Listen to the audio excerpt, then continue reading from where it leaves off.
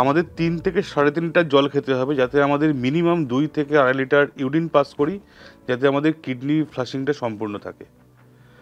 পাথর বিভিন্ন কারণে হয়, বিভিন্ন কারণের পাথরের জন্য বিভিন্ন রকম ডায়েট রেস্ট্রিকশন প্রয়োজন।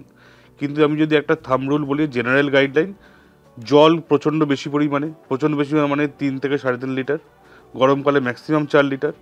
অতিরিক্ত লবণ খাওয়া যাবে না, অতিরিক্ত রেড মিট খাওয়া যাবে না। কথাটা অতিরিক্ত রেড মিট খাওয়া যাবে না, মানে এরকমটা রেড মিট খাওয়া যাবে না, অতিরিক্ত খাওয়া যাবে না। ফোর্থ, গ্রিন লিফি ভেজিটেবলস বেশি করে খেতে হবে, এবং খাবারের সাথে 1-2 করে পাতিলেবু বা যে কোনো প্রকারের লেবু, সাইট্রাস ফ্রুট রাখলে খুব ভালো। সাইট্রাস ফ্রুট কিডনি স্টোন প্রিভেনশনে সাহায্য করে।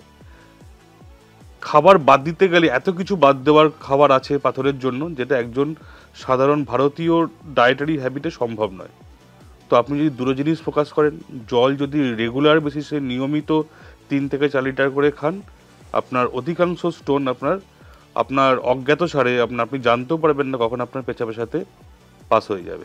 জল কম খাওয়া প্রধান এবং আমার মনে হয় সবচেয়ে প্র্যাকটিক্যাল কারণ স্টোন বড় হওয়ার।